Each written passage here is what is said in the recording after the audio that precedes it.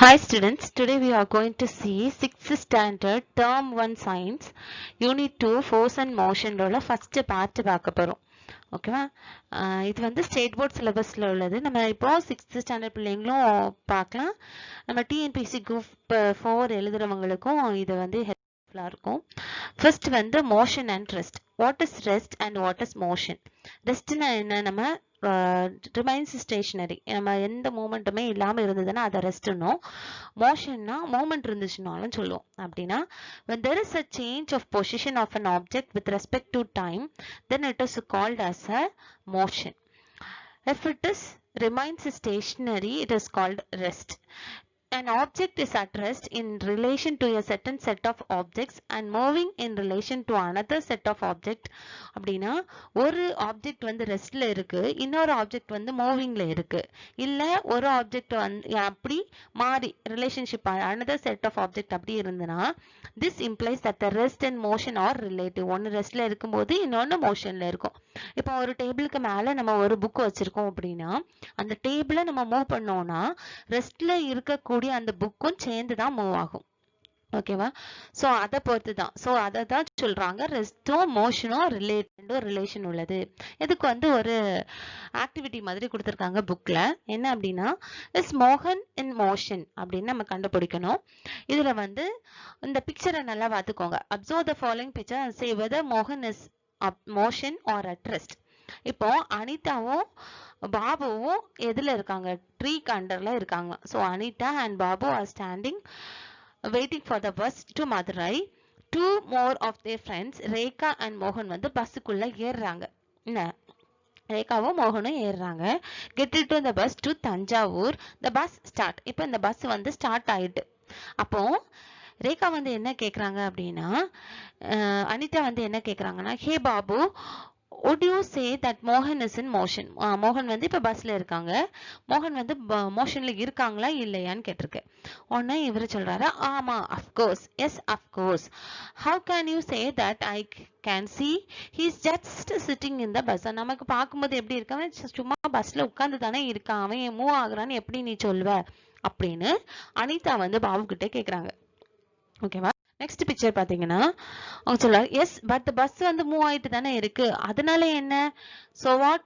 You never believe me, ask Rekha. நீ என்ன believe பண்ணலன்னா நீ ரேகாக்கு கேட்டுக்கோ. அப்ப ரேகாக்கு ஃபோன் பண்றாங்க. ஃபோன் பண்ணி ரேகாட்ட கேக்குறாங்க, ரேகா, டு யூ திங்க் மோகன் இஸ் மூவிங்?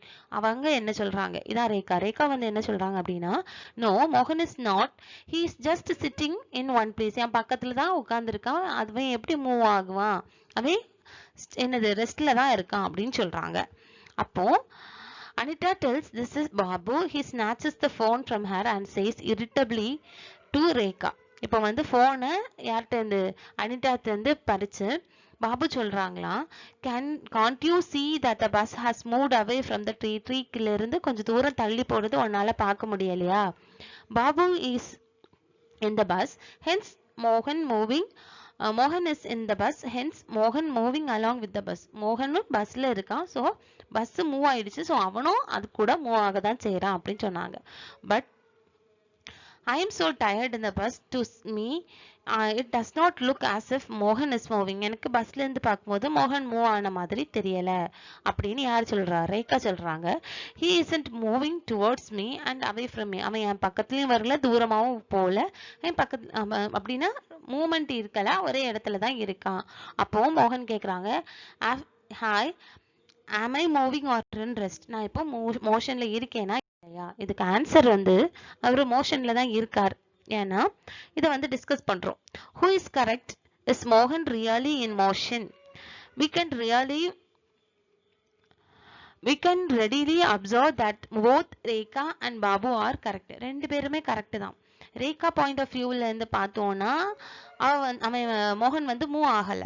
பாபுக்கு இடத்துல இருந்து பார்த்தோம்னா மோகன் வந்து மூவ் ஆகிறான்னு அர்த்தம். From the point of view of Babu, மோகன் along with the bus is in moving. But for Rekha, who is sitting beside him, he is at one place, therefore stationary இருக்காங்கன்னு அர்த்தம். So according to Babu, Mohan is in motion, but Mohan is at rest. from Rekha's observationல மோகன் வந்து ரெஸ்ட்ல இருக்காங்கன்னு அர்த்தம். ஓகேவா? Next, how things move, எப்படி things வந்து move ஆகுது, ஒன்று நம்ம அதை என்ன பண்ணணும், புல் பண்ணணும், இல்லைன்னா புஷ் பண்ணணும். Motion occurs when the object is pulled or pushed by an agency. The forces are push or pull by an animate or inanimate agency. இந்த forces வந்து புல் பண்றது புஷ் பண்றது ஏதோ ஒரு ஏஜென்சினால நடக்குது. இது அனிமேட் ஆர் இன்அனிமேட் ஏஜென்சின்னு சொல்றாங்க.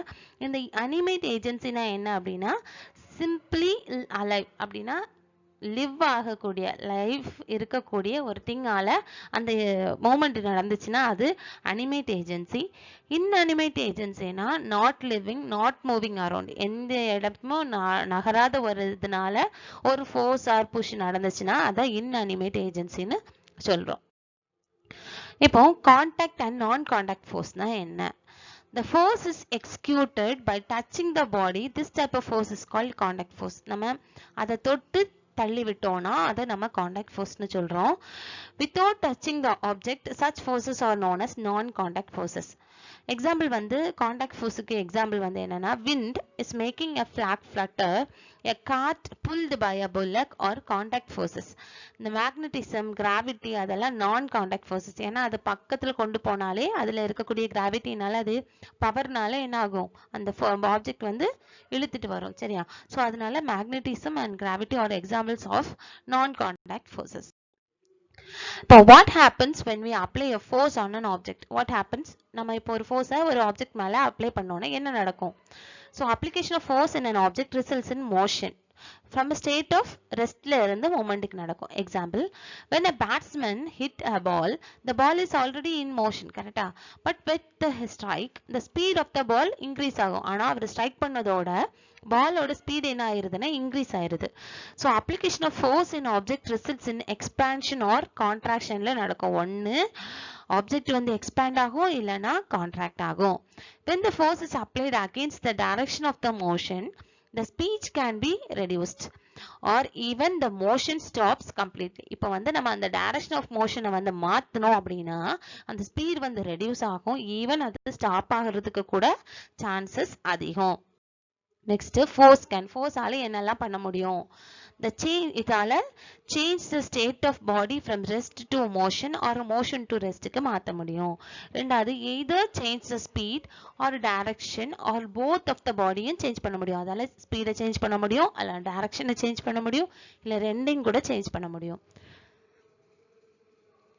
Third one, change the shape of the body, பாடியோட ஷேப்பை சேஞ்ச் பண்ண முடியும். இதெல்லாம் ஃபோர்ஸால செய்ய முடியும். That is, its motion was rotational இருக்கலாம், circular இருக்கலாம், straight line இருக்கலாம், linear இருக்கலாம், or later oscillatory கூட இருக்கலாம். Example, the paper flight is moving ahead but direction is changing while moving. Such paths are called curvilinear. இப்போ ஒரு paper fly ஆகுதுன்னா இப்படி ஃப்ளை ஆகி அடுத்து இப்படி ஃப்ளை ஆகி இப்படி இங்கே அப்படியெல்லாம் ஃப்ளை ஆகும். ஸோ அதெல்லாம் தான் நம்ம curvilinearனு சொல்கிறோம். ஓகேவா? Next, periodic and non-periodic motions. A fly buzzing around the room in a combination of all these and flight path is called zigzag.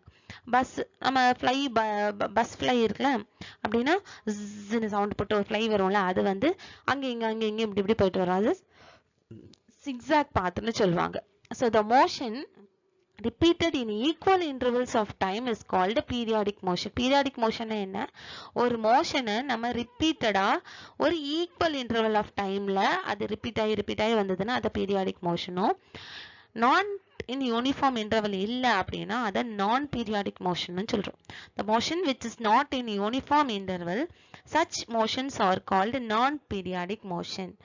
Revolution of the moon around the earth is periodic but non-oscillatory.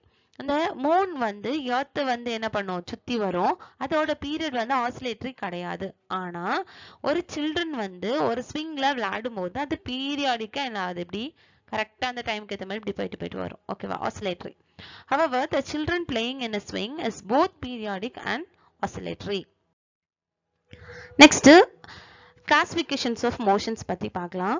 linear motion, curvilinear motion, circular motion, rotatory motion, oscillatory motion, zigzag motion. இந்த linear motion என்ன அப்படின்னா, moving in a straight line like a person walking on a straight path or free fall. மேல இருந்து ஒரு ஆப்ஜெக்ட போட்டா அப்படின்னு ஸ்ட்ரைட்டா விழும்ல, அதுதான் லீனியர் பாத்னு சொல்லுவாங்க.